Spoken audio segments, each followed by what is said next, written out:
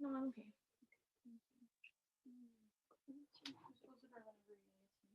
You can just close it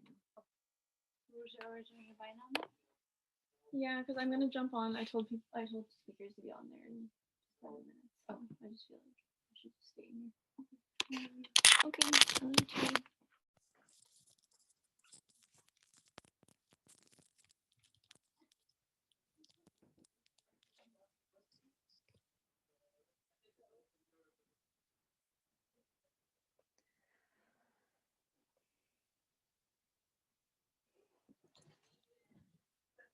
I'm just going to hit record now, and it's going to be posted on our website hopefully this evening, but I'll send out a link to everyone once it is posted. And I think because we have kind of a larger group here, it looks like we have about 40 participants now. It'd be great. We're going to have everyone present, and then we're going to do kind of a question and answer after that. So because it's a larger group, maybe I'll just have everyone submit their questions into the chat box, and then I can kind of go through and ask our speakers, hopefully as many questions as we can get to. So I think with that, we will pass it over to Joanne and Drew. I guess also I should say everyone should have been muted as they arrived into the chat, but I do ask that maybe everyone just keep their mics muted because it helps to eliminate any sort of background noise and things like that. So I'm going to share my screen with everyone, and I'm maybe while I'm getting that set up, Joanne and Drew, you could introduce yourselves. Yeah, that would be awesome.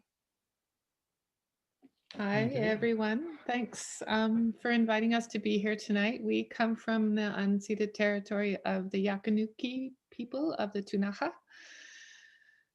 in southeastern BC in the central Kootenays. We have a certified organic regenerative agriculture. It gets to be longer and longer, our title. Low fossil fuel farm is we try to just walk lightly on the planet. And so Drew and I are in our 60s. We have, so we're here on our own now as our kids have all launched. And so about 5-ish years ago, Shaw came here and did a little mini documentary. In the first 2 minutes or so, about tell you about one of our projects. So awesome. Yes. Thank you, Emily. No problem.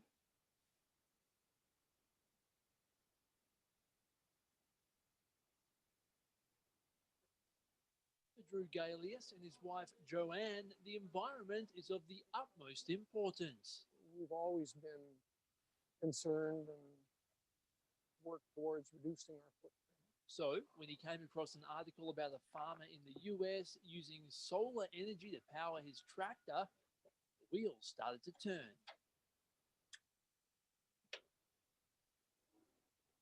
I was fortunate enough to find a fellow just a few miles south of us who had a tractor, and he literally said, if you want it, you can have it.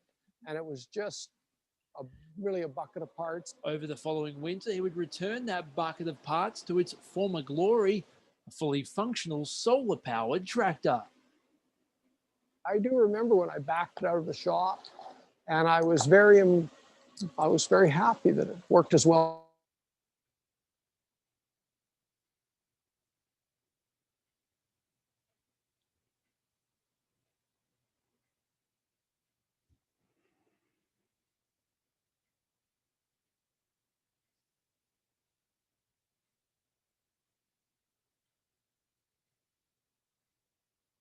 Are you guys getting volume? No. There's no sound here, Emily.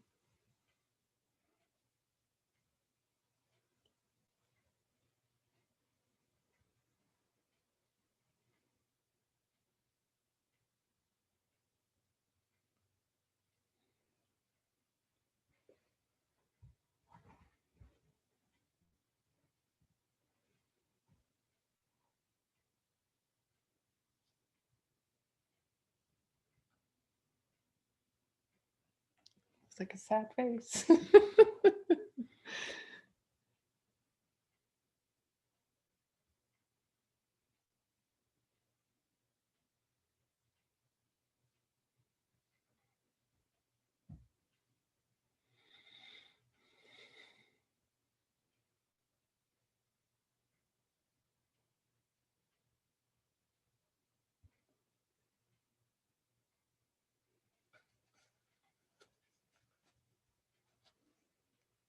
That's probably enough.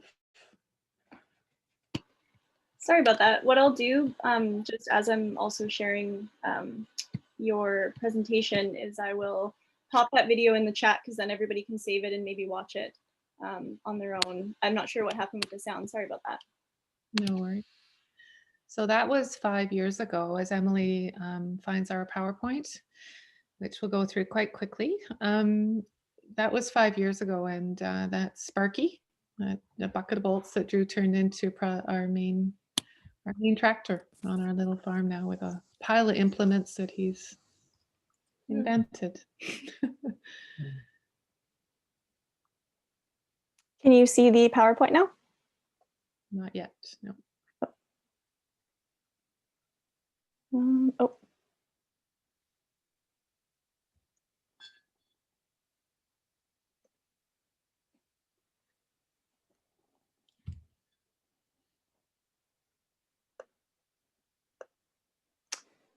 Sorry, my computer is giving me a little bit of trouble right now for some reason. I'm just going to stop sharing, and then I'm going to start again just to see. Hopefully that works.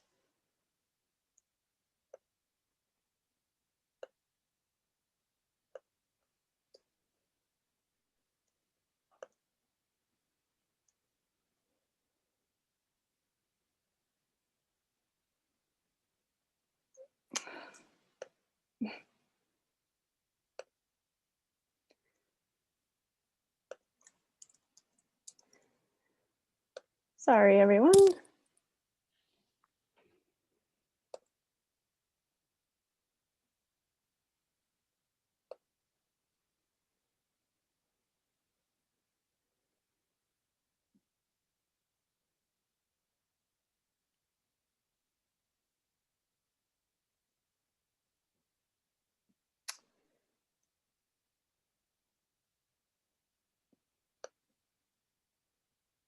Okay, here we go again. Round 2 or 3.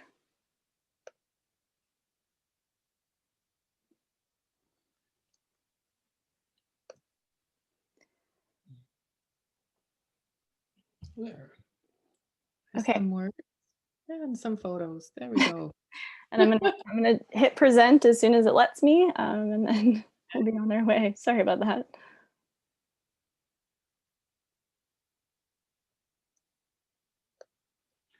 So I can just maybe start talking about this slide to save time. So as you can see, we're right on the edge of a mountain there. That's the Skimmerhorn, which is the beginning of the Purcell Mountains. So Creston Valley is a really wide valley.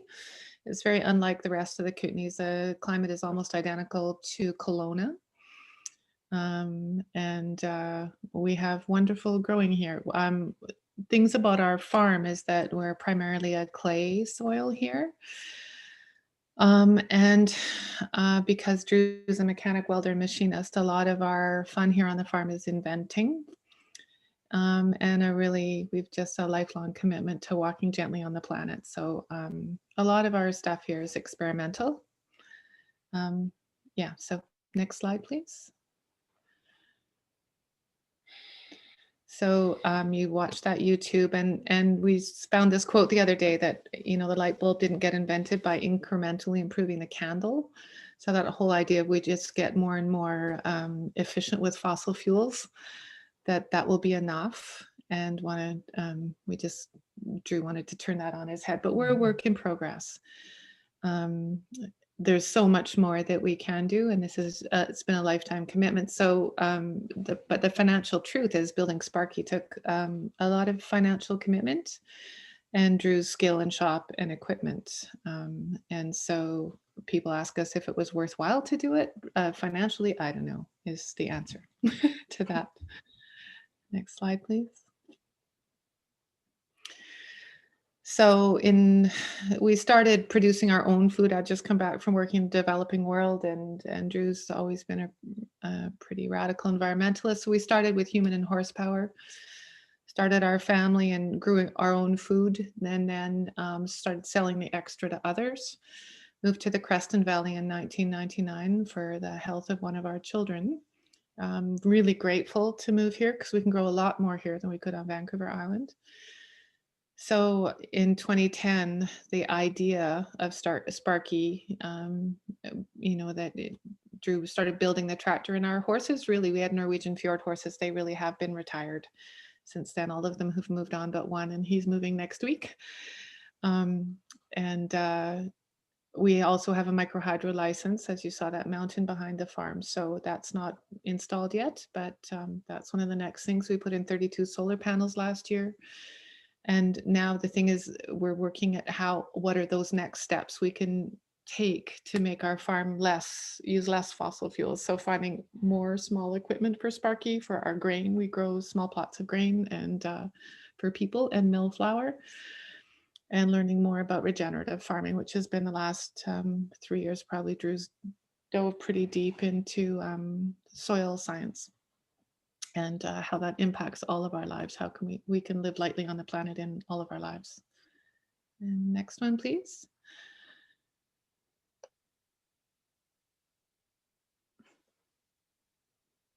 Oops. Flew ahead. So about our, there you go. Sorry. About our farm. We have small plots of grain. We usually grow 2 or 3, and they're ancient or old varieties, and we sell both grain for human consumption and flour. So we have a grain cleaning shed on our farm with 4 or 5 machines in it that clean grain in different ways as well, and a commercial mill. About 15 acres are in small squared hay, alfalfa, and grass, and those things are not run by Sparky. That kind of equipment needs more power, and we have a Ford diesel tractor for that. 9 acres are woodlot and riparian. 1 acre is a market garden, and half of it is in green manure cocktails, numerous ones over the year, and the other half is in root crops, and then we go back and forth. To feed that tribe you see there, and a few others that have lived with us, we have 1 acre or so, maybe 1.5 acres of a family garden, food forest, orchard, bush fruits all over our farm. We keep cows where we can use for strip grazing and other things, and we usually milk 1 of those. And chickens, we hatch all our own out, and they get fed dockage from the grain, the cleaning of the grain. So that's one of the reasons we're full circle. We try and keep all the nutrition on the farm. Livestock guardian dogs, because we're on the edge of this mountain. It's a cougar breeding ground, and we have visiting from coyotes and bear frequently. And those 3 kids standing beside, no, not standing, our 3 children have all fledged. I grew up on a farm, but they're not. They grew up on one, and they have mostly returned to Vancouver Island. The one sitting down was one of our local veterinarians until recently, so we lost our favorite vet to another town. But yeah, the kids may or may not return to this life. They know the work involved, and that seems to be a bit of a impediment. Next slide, please.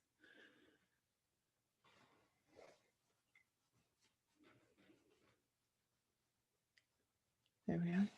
So we grow almost all our food.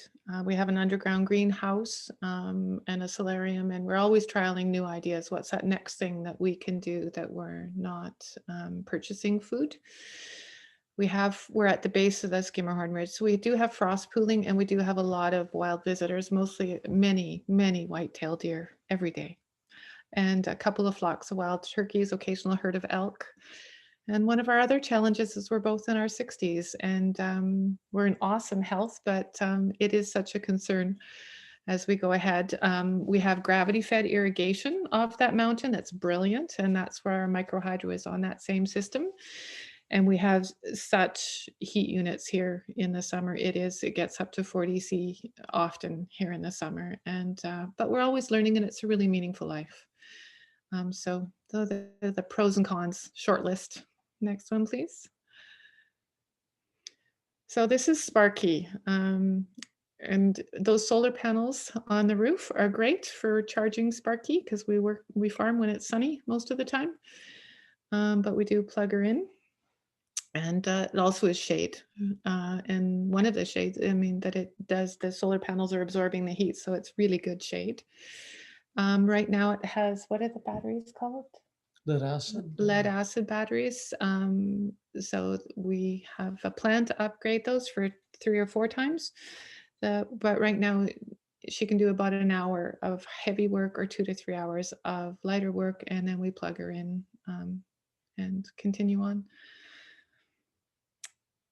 Next slide, please.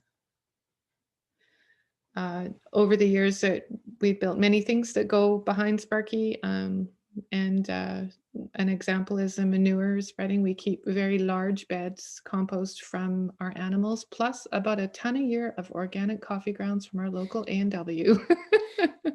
It's because they've become a great source, and they're very keen to be involved and very proud of it.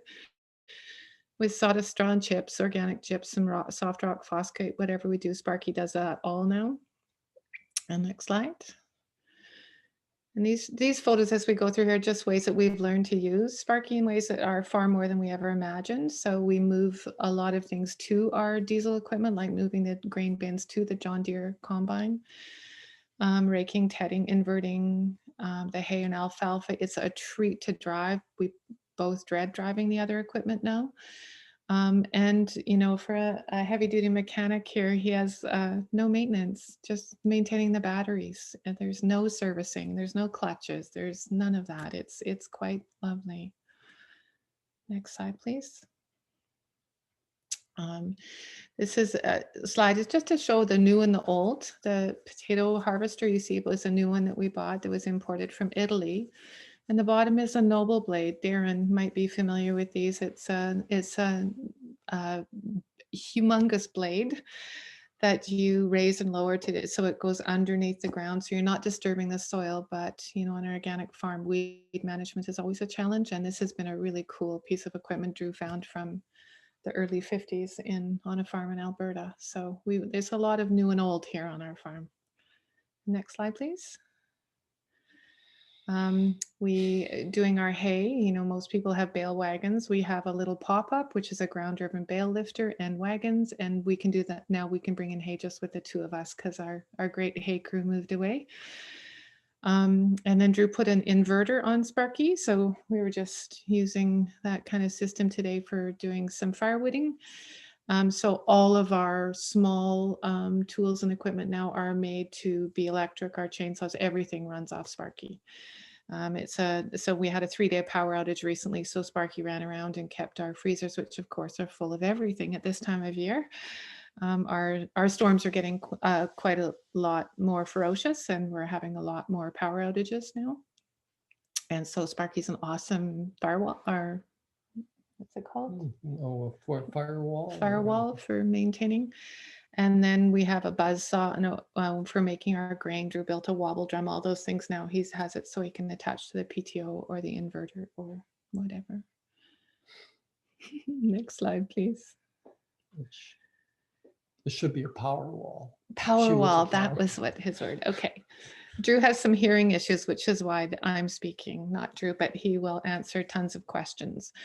A lot of our implements, again, are older ground driven. There's a list there. I don't know if anyone else there has an electric car. We have a small secondhand one, but the minute you press the accelerator, you have to be ready to move. And that's how the electric tractor is as well.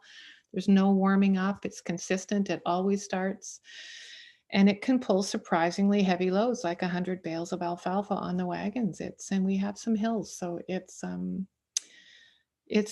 surprised us. And it is a challenge to source the implements that we would love to have for it. So a lot of that is reinventing or adapting old or equipment, or taking ideas and then building it out of, we call our scrap pile Treasure Island out there, and Drew's often accessing things on it. Next slide, please. So these are our solar panels, which was a step for us to do. We're still grid tied to Fortis at this point, but we're hoping that when we add our micro hydro that we can come off grid. We're hesitating at this point because we think battery technology is changing so quickly. But we've worked at getting the rest of our life to be pretty low impact, so that would be more likely. We have just about our area, I already told you that bit, that because we're west of the Rockies, we're in a maritime weather pattern, and the Kootenay Lake, which is quite near us, is massive. So we have that hot, dry summer and a wetter winter. So at this point, staying grid tied is really lovely for that, in that they become our bank of energy that we produce on beautiful sunny days like we had today. Next slide, please. Ahead, Drew found a Gravely, and this one was actually, I think, in worse condition than Sparky. That's a walk-behind tractor like a BCS, but there was a tree growing up in the middle of it that we had to cut off to bring this thing home on the back of our truck. And he's converting that to electric with implements. Found a little Suzuki mini truck, again in pieces. He's converting to electric. How we harvest our grain is become a real focus. So we've been looking for an old all crop harvester combine that would be Sparky would be able to manage, and then we'll be able to retire our diesel powered swather and John Deere combine. We can pass them on to another organic farmer. And then installation of our micro hydro system is another big thing. There's a lot of planning to go with that. Again, I mentioned that where our storms are getting fiercer, and the east winds are taking down quite a few of our trees. And so we bought a sawmill and chipper, and surprised to find that Sparky can run the chipper. And Drew is converting the sawmill to electric, but because electric motors run differently than gas motors, even though it was only a 10 horsepower motor, it actually runs a lot bigger things on it. And then our other project is really to learn regenerative practices better and continue to live in a way that whoever is on this land someday down the road, it's a better place to be. Next slide. That might be it. Oh, I guess this is we've always been really mindful about our fossil fuel usage. So we've worked to make our life gentler on the planet. So, but we still do use fossil fuels. In those for the heavier equipment and things we need to do on the farm, but we still actually use hand tools a lot. We have his and hers wheel hose and wheelbarrows, and it's good exercise. And so that is a big part of our life, is still just working with our bodies. Yeah, that's it. Awesome. Thank you so much to you both. I've just unshared my screen here, and maybe Andrew, we'll just jump right into you, and if you could unmute yourself and then share your screen with us, that would be awesome. Yep, I will see what I can do here.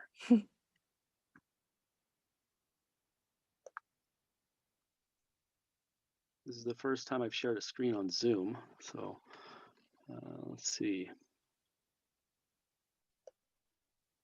Can you guys see the screen yet? Yeah. Okay.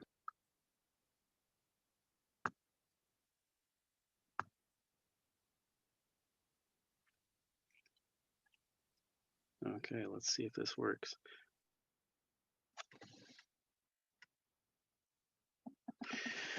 Okay, so I'm Andrew Adams from Hope Farm Organics. No, we are not in Hope, BC, like some people think based on our name.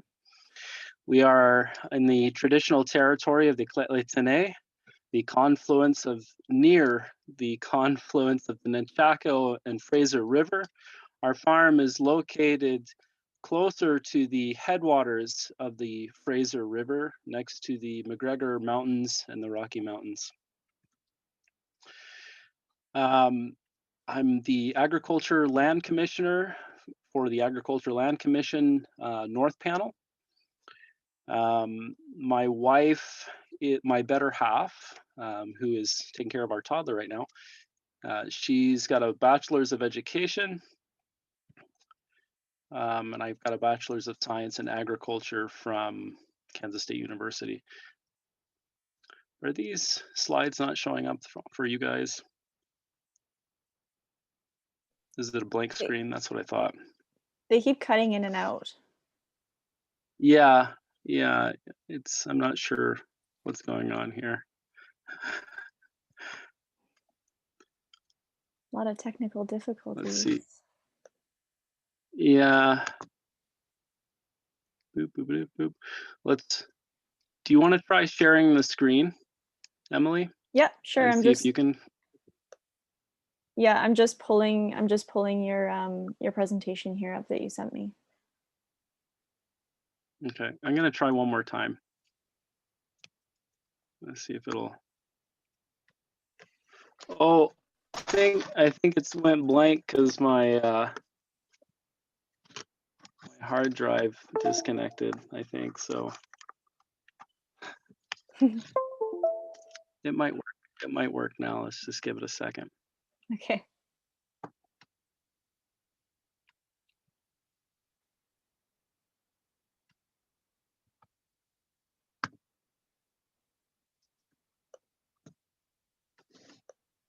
Okay. I've got it here if you end up wanting to switch. Yeah, go for it. Okay.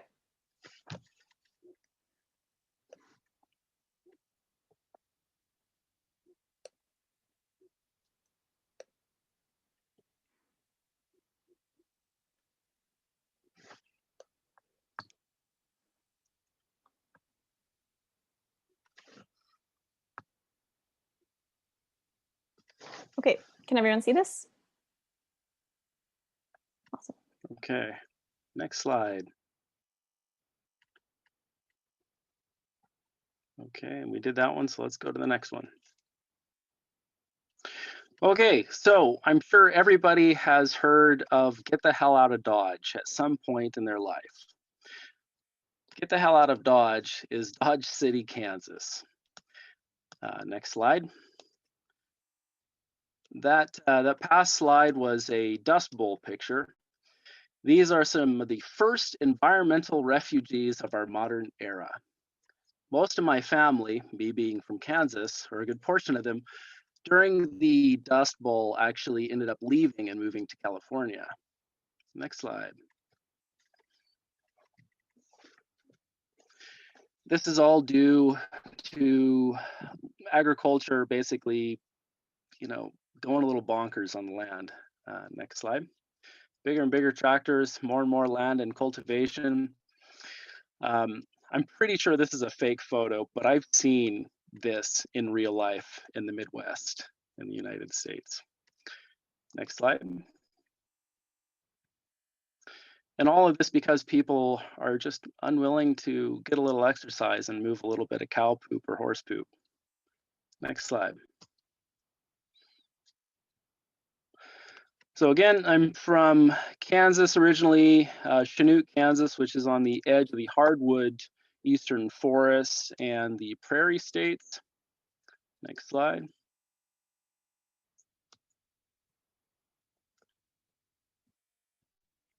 Yes, I know I'm not in Kansas anymore. Thank you very much. And if it wasn't for this movie, nobody would know that Kansas existed. Yes, I've seen tornadoes. We had one take our barn when I was 18. Next slide, please. My wife is from Latuk. She does not come from a farming background, but as an American expatriate who loves fatty, greasy, cheesy food. Next slide. Quebec came up with poutine, so I'm pretty happy about that. Next slide, please. So in Kansas, I was destined to live in the north because I wore what Canadians call a toque in the middle of summer, which in Kansas, we often have 40-degree weather. This is me in July or August, I believe, on a family farm. Next slide, please. We were a small operation, primarily about 60 head of cattle and a small market garden that was primarily made just to feed our family and our extended relatives. We did sell some sweet corn and things, but I mean, I would just consider it a hobby farm. I wouldn't consider it a real income. Next slide, please. And this stretched out seal of Kansas State University. I went to Kansas State University after high school and got a degree in agriculture. For some reason, agriculture didn't push me away. I got pushed away from Kansas a little bit, but agriculture kind of stayed in my blood. And the longer I went away from the family farm, the more I wanted to get back into it. Next slide, please.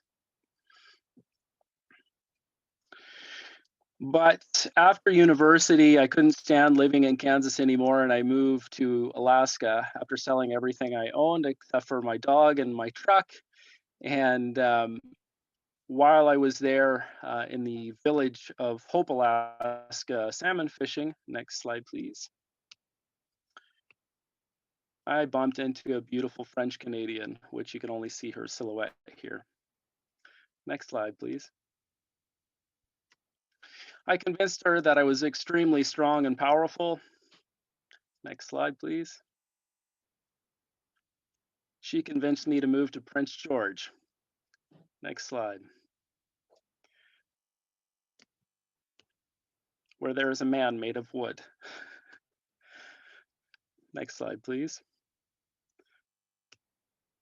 And also where there's roughly an annual need of 109,500,000 pounds of food.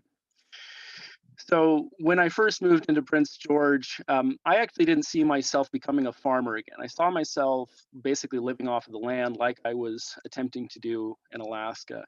But when I came to Prince George and I saw the lack of agriculture in the region, I was actually really concerned and felt obligated to start farming. Next slide, please.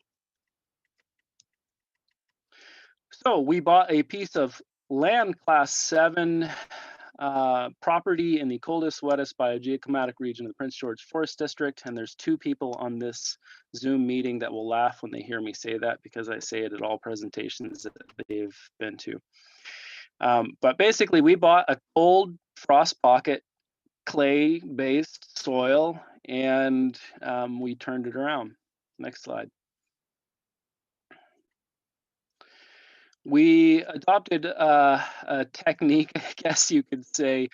We call it sweat farming here at the farm. We do use some fossil fuels on some of our different fields for plowing and harrowing, but we are moving towards a no-till system. And a part of that system is basically everything is by hand for the most part. Next slide, please.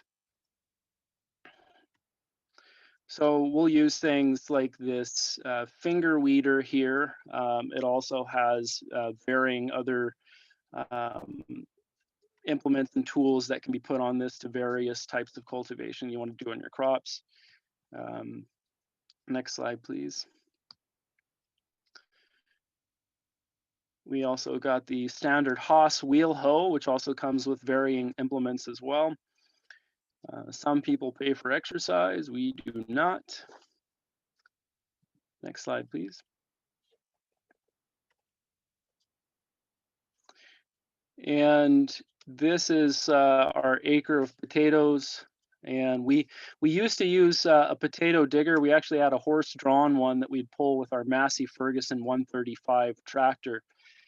And then we got a bigger digger and thought it would be better because it had hydraulics and it ran off the PTO. And what I found was that using machines for me caused more damage on the crop than I like to see. And I wanted to get every damn potato out of the ground without damage. Every potato was kind of precious to me, and it still is to this day. Some years we can't get everything out of the ground, but we make sure that our plant spacing is right on point. We've had problems in the past with our planter that we had for potatoes. Sometimes they'll be off spacing and then yield isn't as good. So I kit all of our potatoes and I place each one by hand. And it sounds a little ridiculous, but to me, it's worthwhile. The less mechanization I have and the more hands-on I put on my crops, the better the spacing can be, the better the plant growth can be. And when I'm digging, I know that I get every potato out of the ground. Next slide, please. And mind you, that last slide, you could see the tractor there. We do use the tractor in the field for cultivating the potato crop soils. Those are not no-till yet. My wife breastfeeding to prove that we harvest all of our potatoes by hand. We use tree planting bags and strap them around our bodies, and we fill them up, and then we take them to the truck and unload them into different crates. Next slide, please. This is one of our larger fields. Our farm is 150 acres. 70 of it is in cleared land. 80 of it is in forest where we harvest wild products. This property here is actually not ours that we own. This is one that we lease because it is very flat. Most of our fields are not. Basically our farm was carved out of an ancient glacial lake, and the remnants of swamps and swales and everything still exist there today. And we're slowly doing earthworks to adjust it. But anyways, this is one of our big fields. This one is 5 acres in cultivation right here. This year we planted a little over 3 acres in this field. Next slide, please.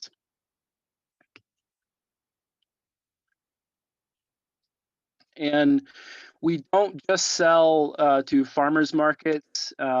Anyone, and this is just my opinion from the numbers. I think if anyone's in the game long enough in terms of vegetables, and it depends on where you're at too. If you're in Prince George, it's a little different than Vancouver, but it's hard to make a living just selling to farmers markets. And so we do grow volume, and we send out pallets regularly to wholesalers as well as doing a CSA, and in the past we've done farmers markets as well. Next slide. So we basically, by having good plant spacing, decent weed management, and decent cultivation timing of cultivation is the most critical component to trying to be fossil fuel free for us. And we basically turn our bodies into the machines that we loathe, by ensuring that we stretch properly, we eat properly. We essentially need people on our farm that are super athletes for about 6 to 7 months of the year. It does take your toll on your body a little bit, but there are some nice tools that do make it slightly easier. Next slide, please.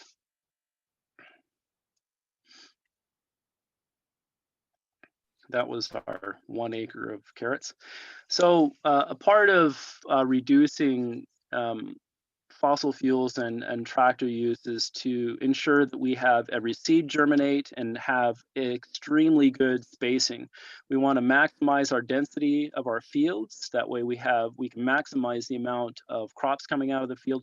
So investing in something like a Yang cedar here that you see from Korea, it's extremely accurate for small seeded crops, and you can push these. They also make them for tractor mounted toolbars as well, if you want to have multiple rows that you're seeding at once. I've actually used this to seed multiple acres of not only carrots but also hemp seed. It works. It just uses my body, and it keeps me moving. It keeps the belly from growing. Next slide, please. I'm just going to give you a little heads up here too, Andrew, that we're past 10 minutes. Oh, okay. Earthway is really cheap. Next slide. I tried to do this as quick as I could.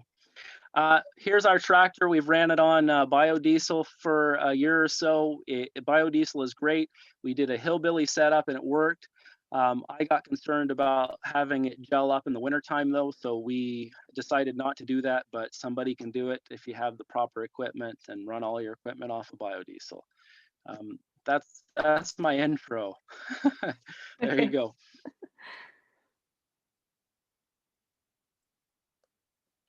Awesome. Sorry, thanks. Didn't mean to cut you off there. I just was trying to be aware of time. So now we can just pass it on to Darrin, and yeah, Darrin, if you're able to share your screen as well, that'd be awesome. Let's try.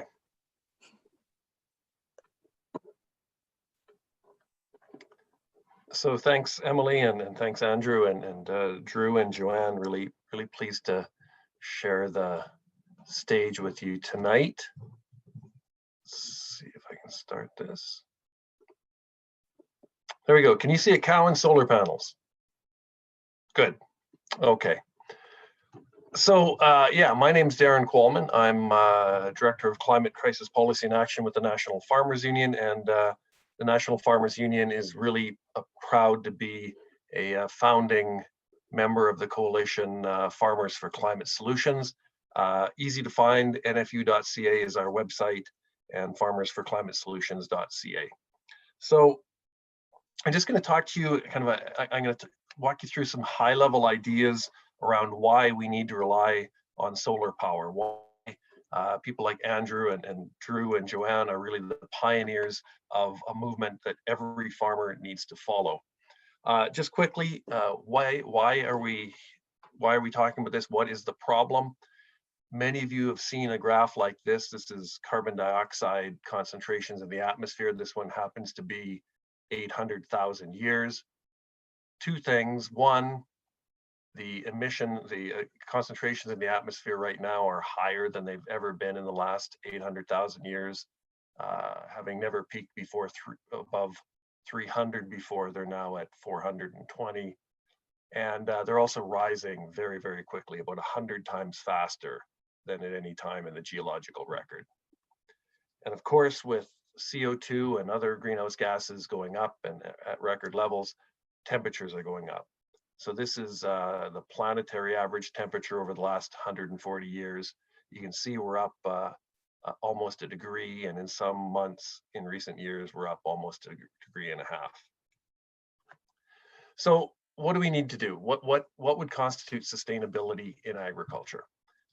I'm sometimes kind of puzzled when people argue about what sustainability is. I think nothing could be clearer. The definition of sustainability is very clear. We know what it is, and we also know what it isn't. So sustainability, it's very simple. It's circular plus solar. And what I mean by that is sustainability is the circular flow of materials, so cycles of nitrogen, carbon, phosphorus, water, seeds, all of it powered by solar energy. And we know that sustainability because that is the fundamental pattern of the biosphere for the last 100 million years. The biosphere ran for hundreds of millions of years, no depletion, no pollution, just incredible, beautiful, biodiverse ecosystems. So that's the pattern of the biosphere. That's what sustainability is. What sustainability isn't is what we've created over the last 100 years, and that's linear flows powered by fossil fuels. So we've got linear flows now. We've got mines and oil wells at one end, factories in the middle, and stores through our homes, and then on to the landfill. These linear flows, all of them powered by fossil fuels. So we need to get back to real sustainable systems. Those are circular flows of material, and most important for our conversation tonight, solar power. This is where I live in Saskatchewan, and I put that up for a couple of reasons. It's quite emblematic, actually. That barn was built, finished in 1918, and quite poignantly, the person who built it died in the Spanish flu epidemic of 1918. So every morning when I'm making my coffee, I look out and see that barn, and I'm reminded of what can happen. But that barn was built not to house beef cattle and not to house dairy cattle. It was built to house a lot of draft horses.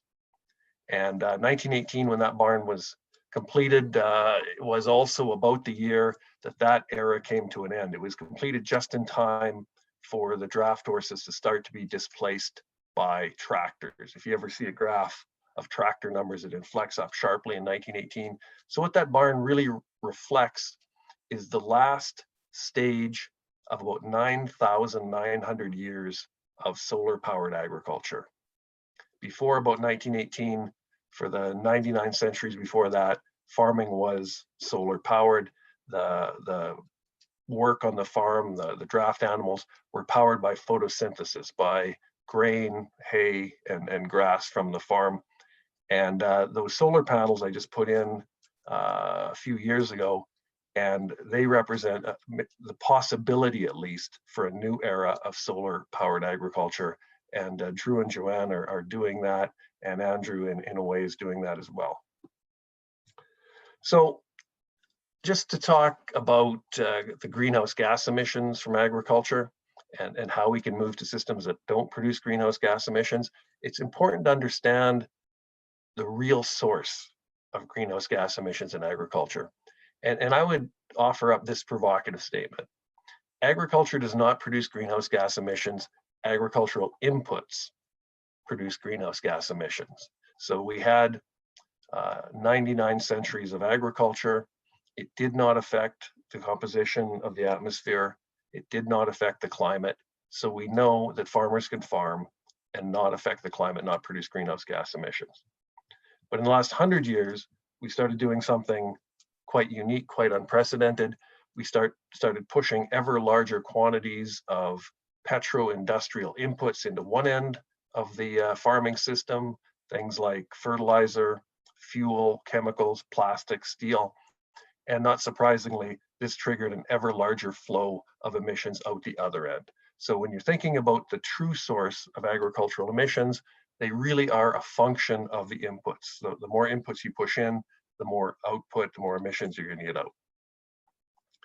And what follows inescapably from that is that any low emission food system will be a low input food system. How are we going to get to a low emission food system? What are the policies we need? What do we need to do on our farms? How do we need to reshape and transform the way we produce and process food? First, we need to electrify everything we can. We need to electrify water and building heat, trucks and tractors. We need to install as much on-farm solar as possible, maybe some manure biodigesters, retrofit farm buildings, and improve building codes on new construction. Part of what we need to do is we need to move to low emission or zero emission farm power. One of the things we're trying to figure out in our role advising the government on how to invest in R&D is what the future power source for tractors will be. There's a whole bunch of options, but two that are kind of at the front right now are hydrogen or battery electric. We're trying to figure out which of those two is likely to prevail. We think that the trucking sector is largely going to answer that question, and then whichever way the trucking sector goes, that'll probably be replicated in the agricultural machinery sector. There's a lot of different energy sources and options in society and on our farms, things like renewable natural gas, ethanol, biodiesel, and also second generation cellulosic biofuels. Some people see ammonia, NH4 and NH3 as a possibility, hydrogen I mentioned, and then biomass in many scales and forms. Last 2 points, we have a long way to go. This is a graph of Canadian energy consumption, lots of different kinds. The 3 bands on the bottom are fossil fuels. It's very, very hard to see solar in there. I'll just dim the rest of the graph so you can see it. That little black bit in the top, that's solar. We've got a long, long way to go. We need much better government policies. But I would say that we can get there. We at the National Farmers Union and Farmers for Climate Solutions are pushing very hard for R&D investment in low emission machinery so that it doesn't lag behind the trucking sector. And I'm sensitive to the fact that a lot of farmers don't see themselves in the market for big new machinery, but the machinery coming into the system is someday going to be used. And the sooner that we cease to consume fossil fuel machinery, the sooner we can move to low emission farm power. We need to create some incentives and some mandates to make sure that there's both supply and demand for that low emission machinery. And we need to scale up a lot of infrastructure, build out the grid, figure out if we're going to produce and distribute hydrogen. Maybe we need some solar panel factories.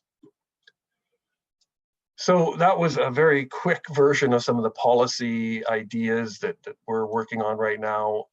The NFU produced a report in 2019 called Tackling the Farm Crisis and the Climate Crisis, and a lot of these ideas are examined there. So that's available at nfu.ca. Thank you.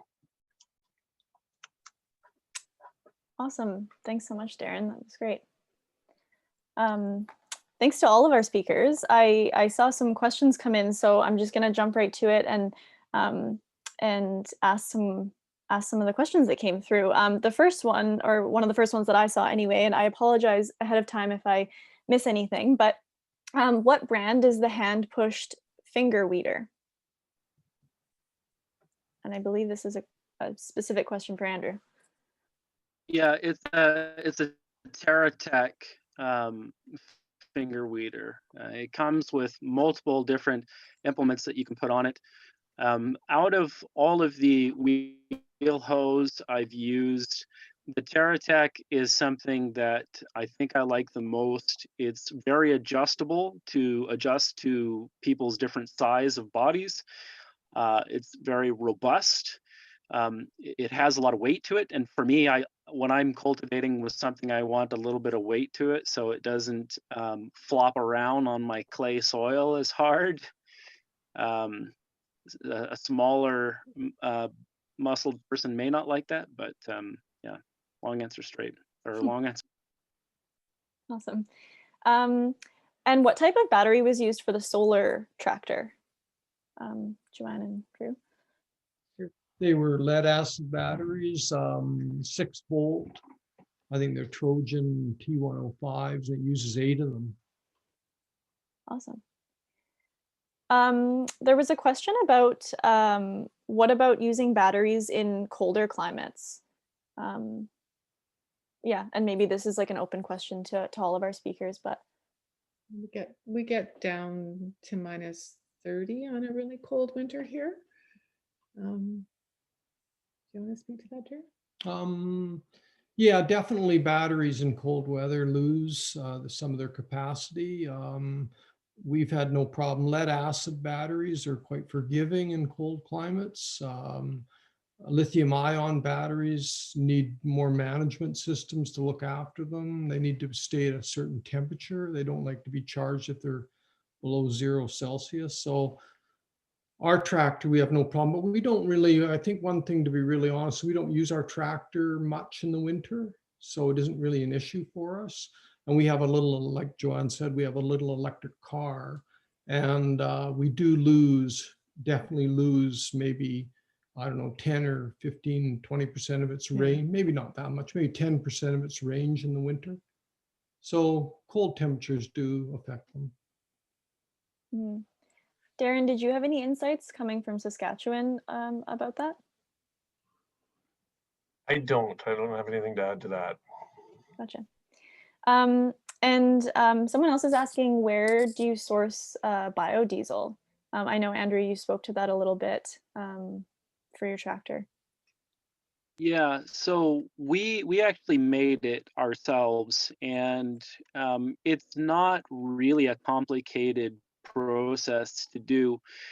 We partnered up with some of the restaurants we were selling to, and we took their fryer oil at the end of each week, and we essentially filtered it, added methanol to it and lye, and heated it and filtered and heated and filtered, and poured it right into the fuel tank of the tractor and ran it, and it just smelled like French fries. It's pretty simple. Yeah. Another question that came in prior to the webinar was, what are some of the biggest energy wasters that can be modified or eliminated on a farm? If anyone has any insights into that.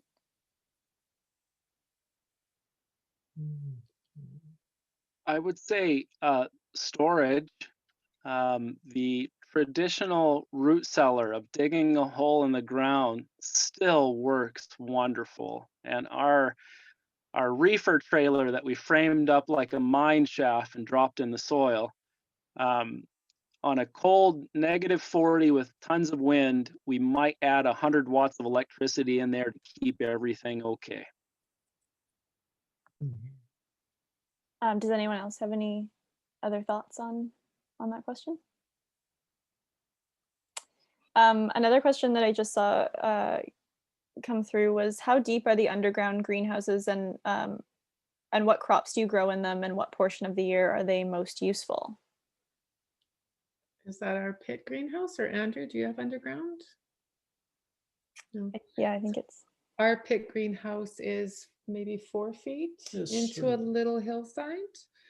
And right now it's got chard in it. And then I've left the peppers in there, and I harvested some jalapenos yesterday to make some stuffed jalapenos. Yeah, so we'll see how they overwinter. So it's mostly I plant now, or I planted in September-ish.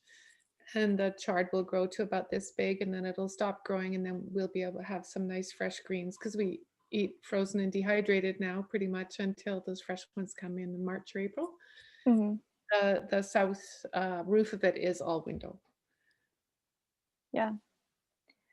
And then maybe you could all speak to how, like, if you found any sort of positives or negatives in terms of operating costs since adopting some of these practices. I know that's something that a lot of people are always curious about.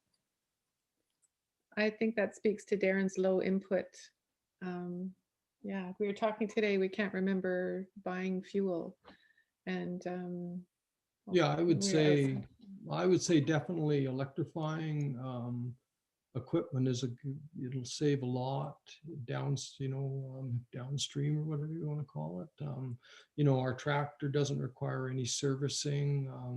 Our diesel does, and there's a cost there to doing that. And so we've run our electric tractor for 10 years, and albeit small, and does what it does, but the cost of running it is so low. Yeah, it costs quite a bit to make it, but its operating costs are so low that I think it can really save a lot.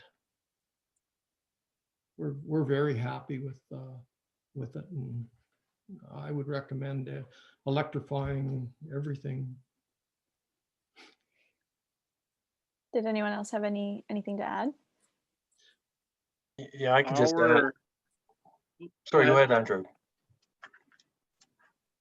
Our method of essentially doing everything without tractors costs a hell of a lot of money and labor.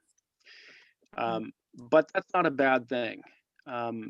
What that's doing is putting people back into agriculture and having more human bodies out on the farms, which I would love to see a lot more people out in fields and less equipment, to be honest with you. And I know that's not, feasible for extremely large grain crops in some of the grain producing regions, but I like seeing people have jobs and doing work outdoors that they enjoy.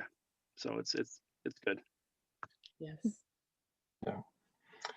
Yeah, when we look at long-term Canadian net income for farmers, what we find is the normal level is that farmers would keep 30 to 40 cents out of every dollar every dollar they produced in net income. But in the recent 2 to 3 decades, that's down to a nickel, because what's happening is farmers produce $1, but 95 cents goes to pay for inputs. So what we've got in Canada is this input over-dependent agricultural sector. And as that input use goes up, the emissions go up and net income goes down. So if we can reduce input use, we have the opportunity to not only reduce emissions, but maybe raise net farm income and go from keeping 5 cents out of every dollar to maybe start to move back to where farmers are keeping 30 or 40 cents. Right. There was a follow-up question from someone about, it was for Joanne and Drew, just wondering how we can learn more about the technical details of the electric tractor. Is the build documented, or would you be willing to take a separate call to maybe take some more questions in regards to that? I'd be happy to tell anybody that wanted anything to know about. No, I didn't document building it, but I'm willing to share anything, any advice I can there. I think it was one of those things, those pieces that came in the back of our pickup were so horrific. I think we're afraid to take photos. Yeah. And so now we look back and think we should have. Yeah. But Yeah. yeah, I'd be more than happy to talk to anybody that's interested. Mhm. Mhm. There, every time it's been in about 5 magazines. Every time it's in one, there's a lot of phone calls because our last name is quite easy to find. It's odd. Yeah. And so, yeah, Drew responds well. Awesome. Yeah, and actually, if you're okay with it, if you wouldn't mind maybe popping your email address or contact information just into the chat, and then that way, if people do want to follow up, and I will just ask one question, one last question. I'm trying to be really aware of time, and I know we struggled through a bit there, but it's just from someone who's wondering, any advice for folks who are on a budget, who maybe don't have those skills. For example, what would be the entry level, low barrier improvements that could be made on farms? We love our wheel hose, Andrew. That's probably our biggest thing. Yeah, Yeah. wheel hose are, you know, it's funny. A good hand tool actually costs a hell of a lot more money than you think, but it makes a world of difference. When we Yes. first started farming, before we found the wheel hoe, we had an acre of produce, and then we went to a wheel hoe and put the wheel hoe on an acre, and it was game changing. So just appropriate small scaled tools. There's lots of them out there, but don't get bought up by crap that people's trying to sell either, though. Look at the reviews. Darrin, did you have anything to add? Awesome. Okay, great. Well, it's past 7, and I apologize for that. We're a few minutes past here. I just want to really quickly thank. I want to thank Joanne and Drew and Andrew and Darrin for all being here. It was really great to see all of your presentations and hear all of the knowledge that you've acquired over the years. It's great to be able to ask questions. So we really appreciate all of that. I'm going to send out a survey to everyone. We would love your feedback. It's really helpful for future webinars and field days.